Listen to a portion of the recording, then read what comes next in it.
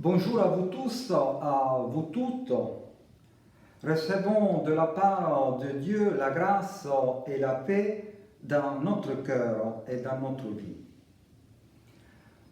Aujourd'hui, le texte proposé se trouve dans l'évangile de Jean, au chapitre 17. C'est la prière sacerdotale de Jésus.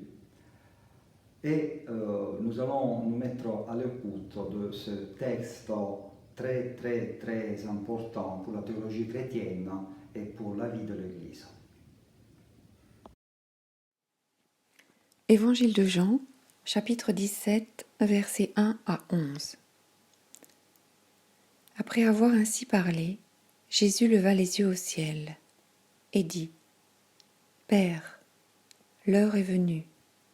Glorifie ton Fils, afin que le Fils te glorifie, selon que tu lui as donné pouvoir sur toute chair, afin qu'il donne la vie éternelle à tout ce que tu lui as donné. Or, la vie éternelle, c'est qu'ils te connaissent, toi, le seul vrai Dieu, et celui que tu as envoyé, Jésus-Christ. Je t'ai glorifié sur la terre, j'ai achevé l'œuvre que tu m'as donnée à faire.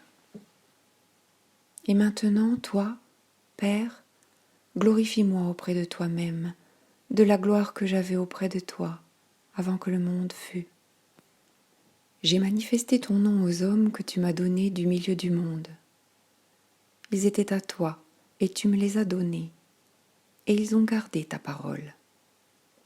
Maintenant, ils ont reconnu que tout ce que tu m'as donné vient de toi, car je leur ai donné les paroles que tu m'as données, et ils les ont reçues. Ils ont vraiment reconnu que je suis sortie d'auprès de toi, et ils ont cru que tu m'as envoyé. C'est pour eux que je prie. Je ne prie pas pour le monde, mais pour ceux que tu m'as donnés, parce qu'ils sont à toi, et tout ce qui est à moi est à toi, et tout ce qui est à toi est à moi, et je suis glorifiée en eux. Je ne suis plus dans le monde, eux sont dans le monde, et moi je vais à toi. Père Saint, garde-les en ton nom, ce nom que tu m'as donné, afin qu'ils soient un, comme nous. Amen.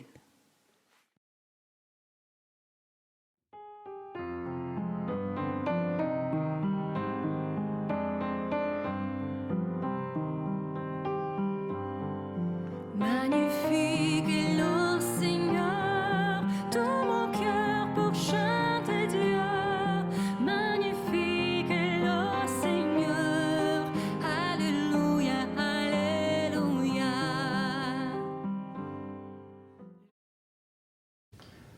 Jean 17, la prière sacerdotale, un texte très dense, intime, car il est question de la relation la plus profonde entre Jésus et Dieu.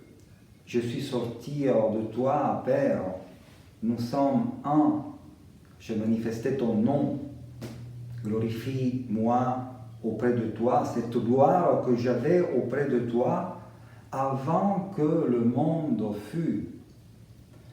Ainsi, les paroles de Jésus nous font entrer dans un lieu très saint qui concerne la nature trinitaire de Dieu. Il y a eu le long discours sur l'Esprit Saint et maintenant cette prière jusqu'avant l'arrestation. Et chers amis, je dois avouer que je me sens très petit face à ce texte. Il me semble que toute explication court le risque d'affaiblir ce moment sublime où Jésus parle comme il ne l'avait jamais fait avec le Père Tout-Puissant. Et alors, vous m'excuserez, chers amis, si je reviens à un discours plus terre-à-terre, et si je focalise mon attention sur les disciples, témoins silencieux de ce vis-à-vis entre le Christ et le Père céleste. Les disciples sont présents et écoutent Jésus. Et ils sont présents non seulement comme spectateurs, mais aussi comme sujet du contenu de la prière.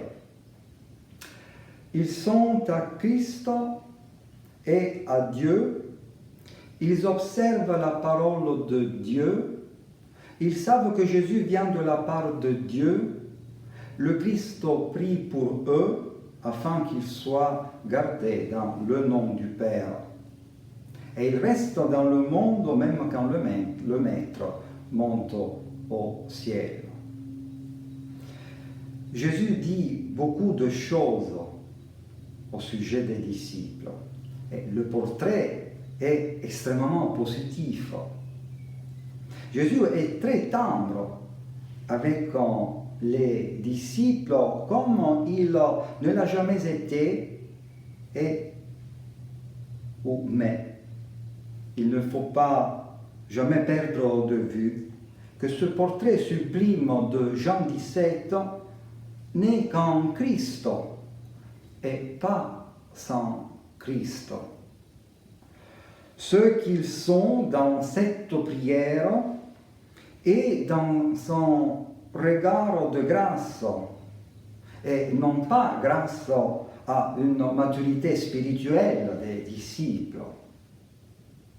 Et alors, aujourd'hui, je vous propose de réfléchir à la question suivante. Qui peut bien être le disciple du Christ? Et qui peut se nommer chrétien, disciple? Qui peut dire de soi-même, je suis un disciple de Jésus? Si je comprends bien le texte, le fait d'appartenir à une église ou de se confesser chrétien ne le garantit pas. Qui est aujourd'hui le disciple? Je vous propose 3 pistes. Pour décrire le disciple, il faut connaître le maître. Le disciple est une reproduction vivante du maître. Jean écrit dans son épître, celui qui prétend demeurer en lui, il faut qu'il marche lui-même dans la voie où lui a marché. Et Jésus lui-même dira, s'ils m'ont persécuté, ils vous persécuteront vous aussi. La destinée du disciple correspond à celle du maître. Pour savoir qui est le disciple, tu dois savoir qui est le maître. Et donc, il faut parler du maître, raconter son histoire, en tracer le profil, raconter sa destinée. Martin Luther disait, le disciple est un alter Christus, un autre Christ. Alors, les chrétiens, dans leur condition de disciples, sont mutuellement Christ, l'un pour l'autre. Mais il y a aussi une seconde façon de décrire le chrétien, le disciple aujourd'hui. Celle qui consiste à parler des disciples de Jésus, les 12, tels qu'ils sont présentés dans les 4 évangiles. Des hommes qui ont, bien entendu, suivi Jésus et qui ont tout abandonné pour cela, leur maison et leur famille. Mais nous pouvons ajouter qu'ils ont fait tout cela sans comprendre vraiment. Ils n'ont pas compris ou mal compris ces paroles. En particulier quand Jésus annonce sa mort, par exemple. Les disciples ne comprenaient pas cette parole de Jésus, dit l'évangile de Luc.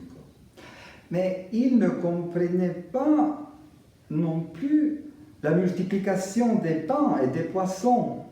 Ils n'avaient rien compris à l'affaire des pains.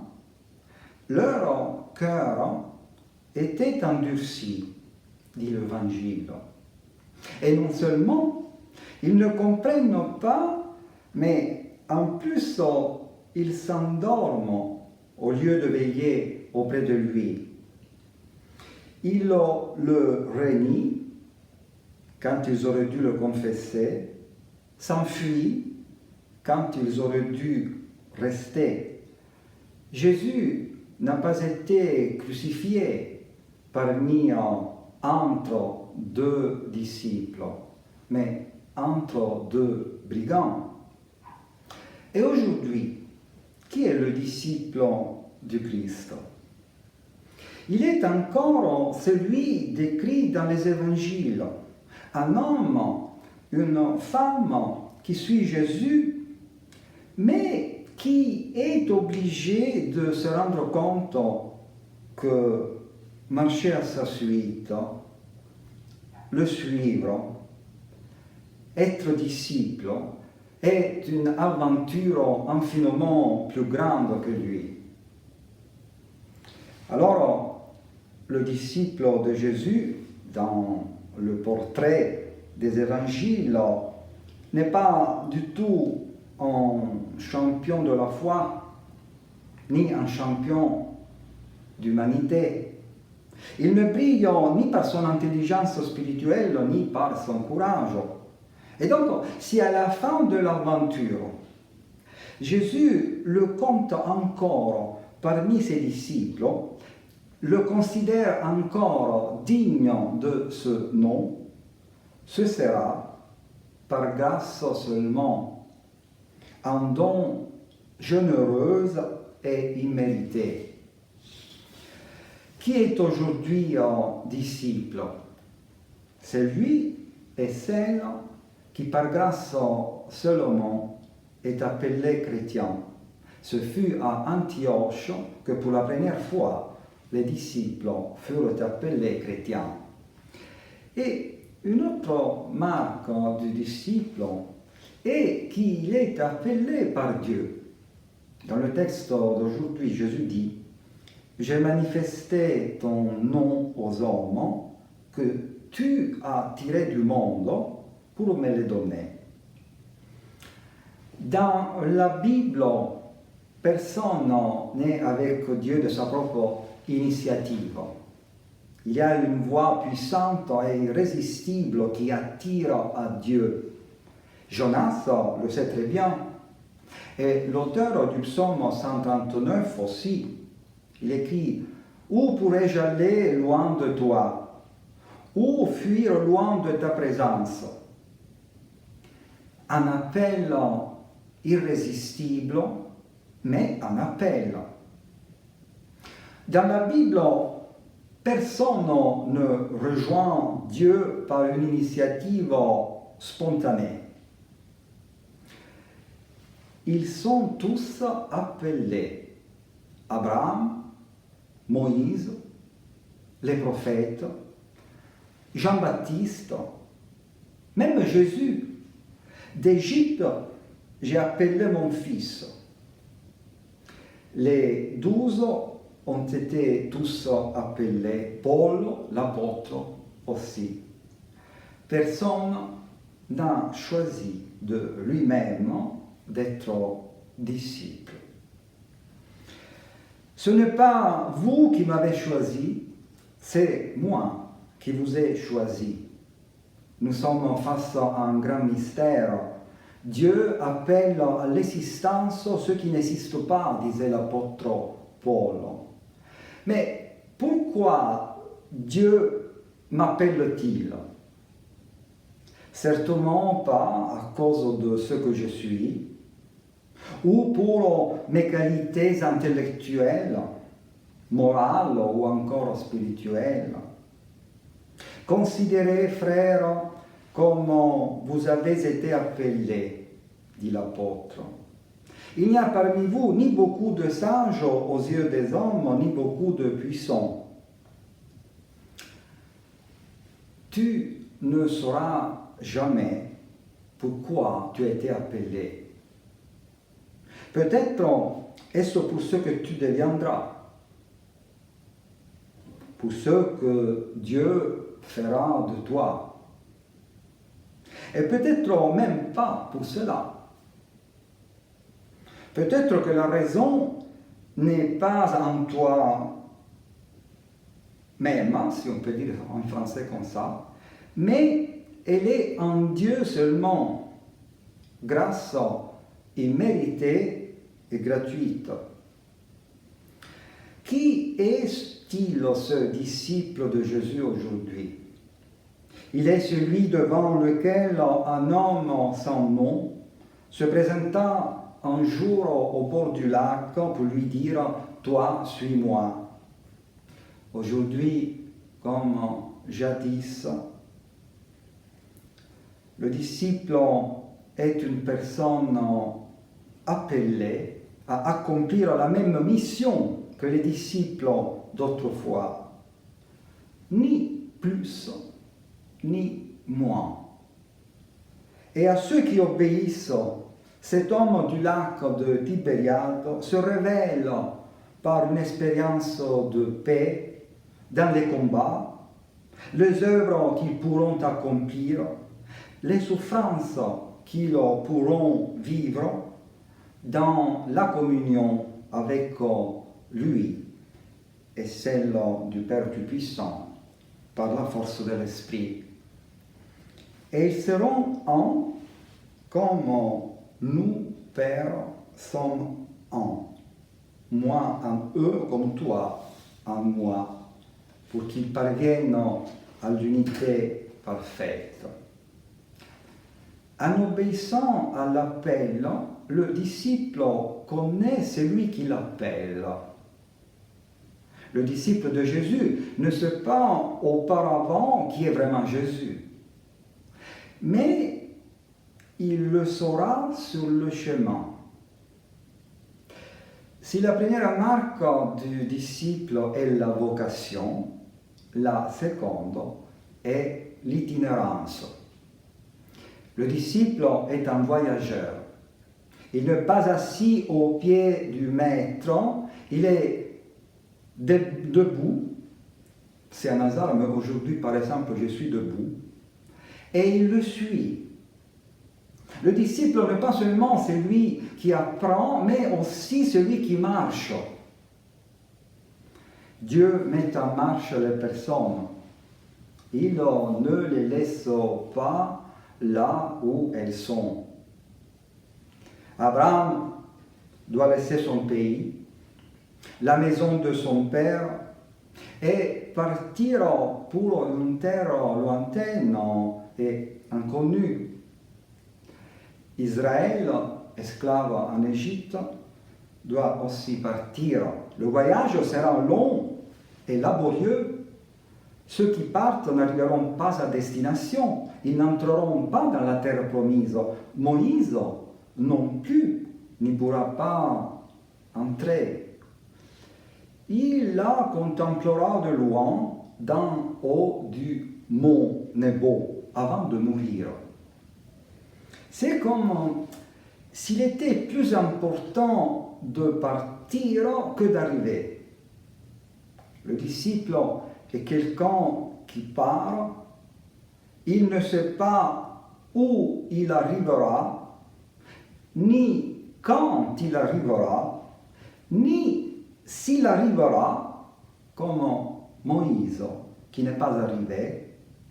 Même Jésus, quand il dit « Toi, suis-moi », ne précise pas où il amènera le disciple, parce qu'on ne sait pas à l'avance où le voyage nous mènera, et toutefois, le voyage vaut autant que le but. Que Jésus n'ait jamais dit « Je suis le but » est une chose riche de sens. Le christianisme est une voie, non un but. Le but est Dieu, Jésus, et la voie vers Dieu, et le disciple parcourt cette voie. Le disciple est celui-là, non pas un homme arrivé, mais un homme parti, un homme, une femme que Dieu a mis en mouvement car il ne pouvait pas rester là où il était. Un homme, une femme voyageur, un pèlerin.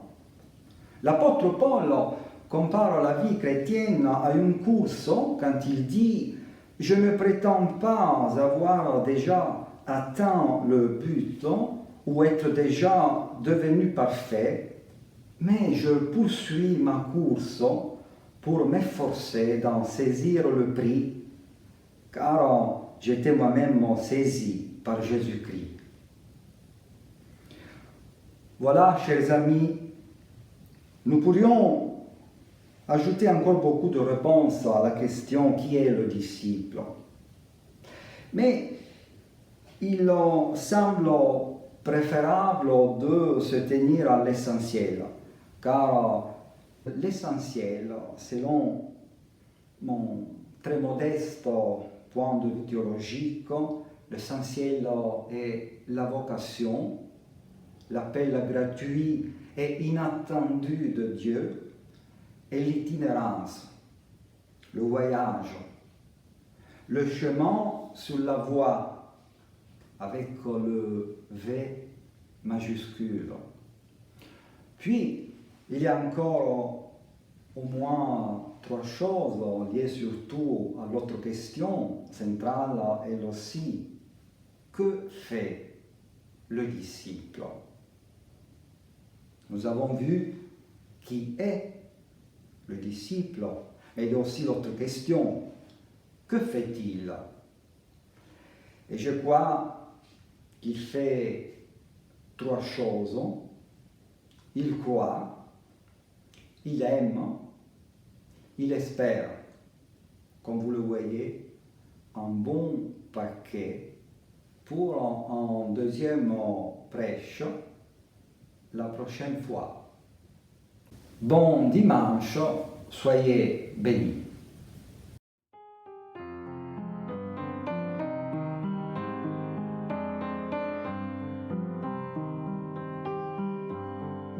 Magnifique est le Seigneur, tout mon cœur pour chanter Dieu. Magnifique est le Seigneur, Alléluia, Alléluia. Le nom du Seigneur est saint, son amour toujours rejoint ceux qui se confient en lui. Alléluia, Alléluia. Il abat les orgueilleux, il renverse les puissants, mais il élève les humbles. Alléluia, Alléluia. Il nourrit les affamés, mais le riche et le repus, il les renvoie les mains vides. Alléluia, Alléluia. Que puissance, honneur et gloire reviennent à Dieu trois fois saint, aujourd'hui et à jamais. Alléluia, Alléluia.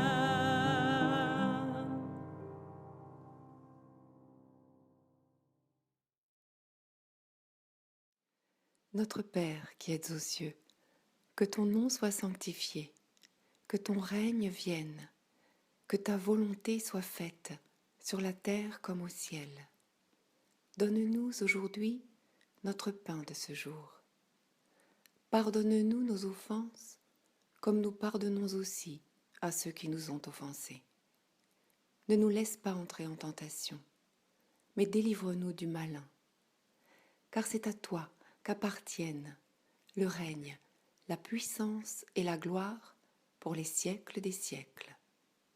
Amen.